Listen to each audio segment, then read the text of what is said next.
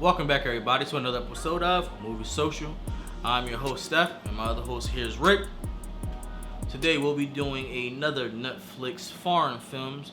Unknown Origins. Boom, there it is. So, Unknown Origins definitely can be found on Netflix, as I stated, and it is literally about a crime or serial killer. Let's call it a serial killer because it's killing multiple people. A serial killer who basically is replicating the origins of superheroes. It's a hidden gem. This is really a hidden gem. I really like this movie. I would like to see an American adaptation of this film. Don't change anything except for American actors, just so you can see their spin on it. Because the movie was great in itself. You have a police officer who is forced to retire, and then someone comes in to take his place. And his first case is to find out who is killing these people in these heinous ways. You have mentions of the Incredible Hulk becoming, someone who was basically drugged up with steroids and all this other stuff to basically look like the first gray Incredible Hulk. You have Iron Man. You have the Human Torch reference, Batman references. Even Green Lantern they referenced. They reference Green Lantern.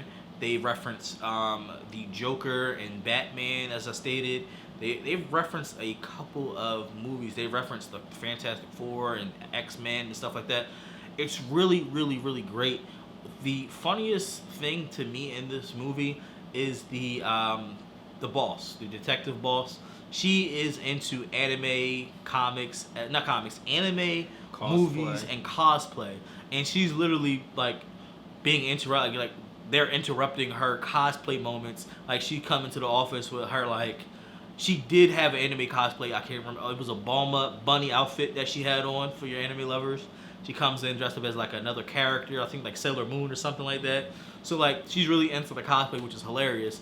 Then you have the co-star, who's the actual cop that comes in. He is an asshole, to say the least. I'm sorry to say that, because he just thinks that people who like anime, comics, and stuff like that are losers and geeks. But they all have a bigger salary than But him. they all make more money than him, and they basically just trying to stump on that stereotype that just because you like anime, games, movies, and stuff like that, that you are a loser living in your mom's basement, which is absolutely not true. And then you have his co-star, which is retired police officer's son, who is drenched in the whole fantasy with comics and everything. He owns a comic book store, and he's basically giving them clues and saying, "Listen, this is what you have to do. This is from this particular comic," and so forth.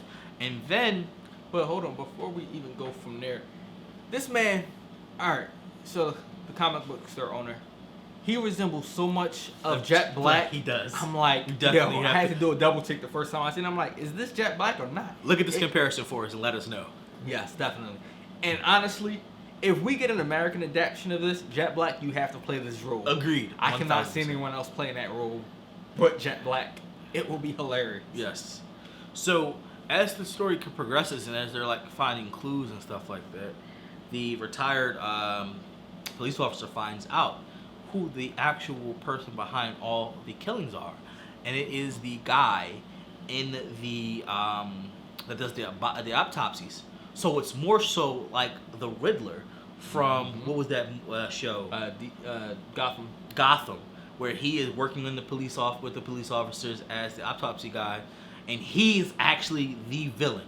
What he was trying to do was he was trying to justify killing these people because they were bad people to basically birth a superhero, and he takes his face and burns it in some acid so the villain does not know so the guy does not know who the villain actually is.